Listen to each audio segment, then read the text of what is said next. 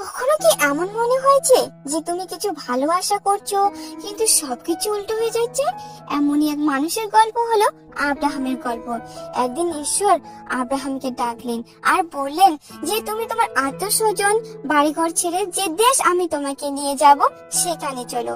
ঈশ্বর তার কাছে তিনটি সুন্দর প্রতিশ্রুতি করলেন, আমি তোমাকে একটি দেশ দেব, তোমার বংশ দিয়ে এক জাতি তৈরি করব, আর তোমার মাধ্যমে পৃথিবীর সব জাতিকে আশীর্বাদ করব। আর আব্রাহামও ঈশ্বরের কথা মতো কাজ করলেন। কিন্তু তখন একটি সমস্যা ছিল, আব্রাহামের কোনো দেশ ছিল না আর কোনো সন্তানও ছিল না। আবার কিছুদিনের মধ্যেই আরো এক সমস্যা শুরু হয়ে গেল, দেশে খাবার অভাব হলো। আব্রাহাম ভয় পেয়ে গেল, তিনি কিছু ভুল কাজ করলেন, কিন্তু ঈশ্বর তার প্রতিশ্রুতি বদলালেন না। অনেক বছর কেটে গেল, তবুও কোনো সন্তান হলো না। তাই তারা ভাবলো আমরা নিজেরাই একটু চেষ্টা করি, কিন্তু এতে সবাই কষ্ট পেল, কারণ তাতে কোনো সন্তান হলো না। তারপর একদিন বুড়ো বয়সে যা অসম্ভব মনে হচ্ছিল তা সত্যি হয়ে গেল। ঈশ্বর তার কথা রাখলো, একটি ছেলে সন্তানের জন্ম নিল, তার নাম ছিল ইসহাক। কিন্তু এরপর ঈশ্বর আবার আব্রাহামের বিশ্বাস পরীক্ষা করলেন। ঈশ্বর দেখতে চাইলেন আব্রাহাম কি সত্যি আমাকে বিশ্বাস করে।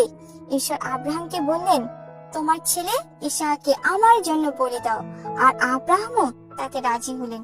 কিন্তু শেষ মুহূর্তে ঈশ্বর ইসহাককে বলি দিতে দিলেন না, বরং অন্য পশুর বলির ব্যবস্থা করলেন। কারণ এই পরীক্ষা আব্রাহামের সন্তানের বলির জন্য নয়, কিন্তু আব্রাহামের বিশ্বাসের জন্য ছিল। আর ছিল ঈশ্বরের সেই প্রতিজ্ঞা পূরণের পরিকল্পনা, যে আমাদের পাপ থেকে মুক্তি দিতে ঈশ্বর তার একমাত্র পুত্রকে বলিদান করবে।